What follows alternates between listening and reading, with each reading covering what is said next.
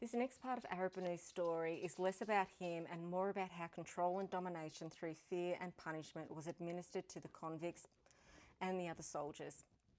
So it was March 1789, and Trench writes, 16 convicts left their work at the brick kilns without leave and marched to Botany Bay with a design to attack the natives and to plunder them of their fishing tackle and spears. They had armed themselves with their working tools and large clubs. When they arrived near the bay, a body of Indians, who had probably seen them set out and had penetrated their attention from experience, suddenly fell upon them.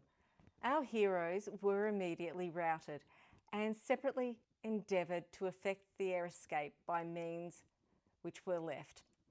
In their fight, 1 was killed and 7 more were wounded, for the most part very severely. Those who had the good fortune to outstrip their comrades and to arrive in the camp first gave the alarm, and a detachment of Marines under an officer was ordered to march to their relief. The officer arrived too late to repel the Indians, but he brought the body of the man that was killed and put an end to the pursuit. The governor was justly incensed at what had happened and instituted the most rigorous scrutiny to the cause which had produced it. At first, the convicts were unanimous in affirming that they had been quietly picking sweet tea when they were without provocation assaulted by natives, with whom they had no wish to quarrel.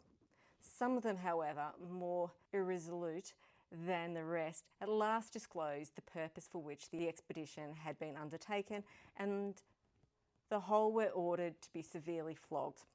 Arabanoo was present at the infliction of the punishment and was made to comprehend the cause and the necessity of it, but he displayed on the occasion symptoms of disgust and terror only.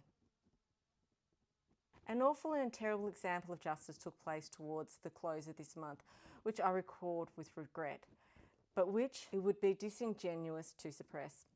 6 Marines, the flower of the battalion, were hung by public executioner on the sentence of a criminal court composed entirely of their own officers for having at various times robbed the public stores of flour, meat, spirits, tobacco and other articles. So here we see Captain Trench's attitude to law and order was clearly exposed.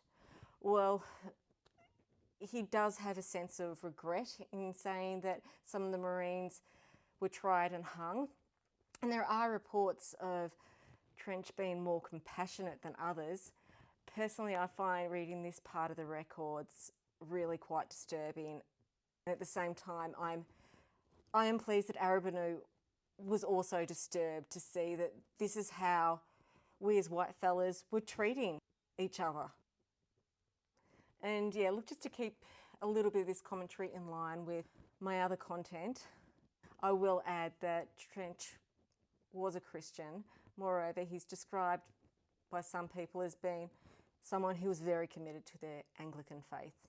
And yeah, so this is just a perfect moment to say, when people say Australia was built on Christian values, I don't see that in the way that Arabanoo was treated, or even the way the convicts and the Marines were actually treated.